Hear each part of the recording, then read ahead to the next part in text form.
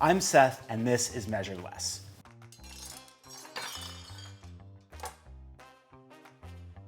Today, we're making fried rice.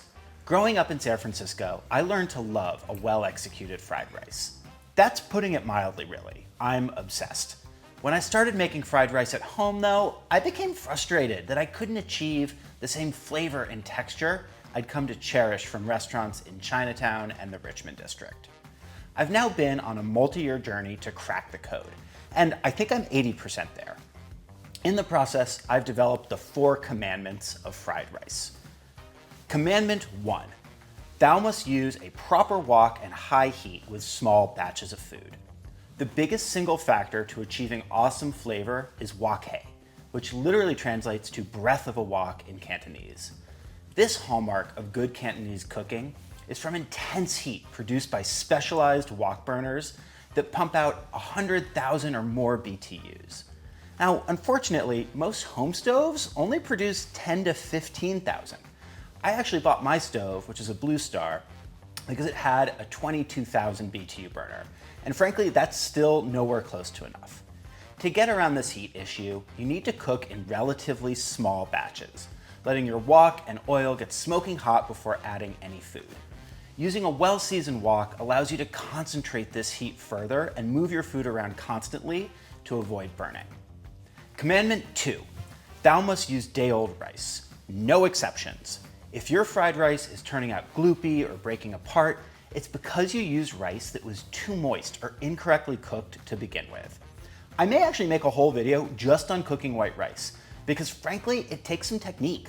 Moisture is the enemy when making fried rice, so starting with a slightly stale, dry rice helps ensure you get some browning rather than steaming.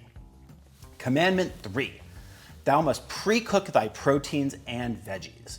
Pre-cooking any eggs, meats, or seafoods you're going to use will ensure that you don't overload your wok during the crucial rice cooking stage, so this is highly recommended.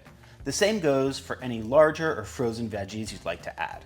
Once again, it's all about keeping the heat up. Number 4, somewhat controversial, thou must add MSG. The myth that MSG is harmful is both scientifically inaccurate and straight up xenophobic. MSG is present in tons of foods that you probably consume all the time, and without it, you will not achieve a proper umami flavor in your fried rice. Now, I like to use chicken stock powder rather than straight MSG since it comes with extra additional flavor. Okay, that's enough lecturing, let's cook. Wok cooking happens fast, so it's important to have all your ingredients prepped and easily accessible in advance. Today, I'll be using day-old rice, avocado oil, which has a higher smoking point than normal veggie oil, yellow onions, green onions, powdered chicken stock, salt, ground white pepper, shrimp and chicken, eggs, frozen peas and carrots, and soy sauce. Half the fun of fried rice is using whatever you have laying around your kitchen, so I encourage you to experiment with any veggies or proteins you have. Pork, chicken, beef, duck, crab, scallops, whatever. Start by flash cooking your shrimp and chicken over high heat with a dash of oil until both are cooked through. Then do the same for your eggs. Set these aside. Then boil some water in a small pot and drop in your frozen peas and carrots. Cook for 3 to 4 minutes, then strain and set aside. Do a rough chop on your yellow onion and green onion. Now it's game time. Clean any egg remnants out of the wok and pour in a generous splash of oil. Once it's shimmering hot, add in your rice, yellow onions, and about 1/3 of the green onions. Stir continuously to prevent burning. Extra credit if you can do some fancy wok gymnastics. Once your rice starts to get aromatic and develop a bit of color, add in your powdered chicken stock, salt, and white pepper. Keep stirring for a few seconds, then add in your eggs, proteins, peas, and carrots.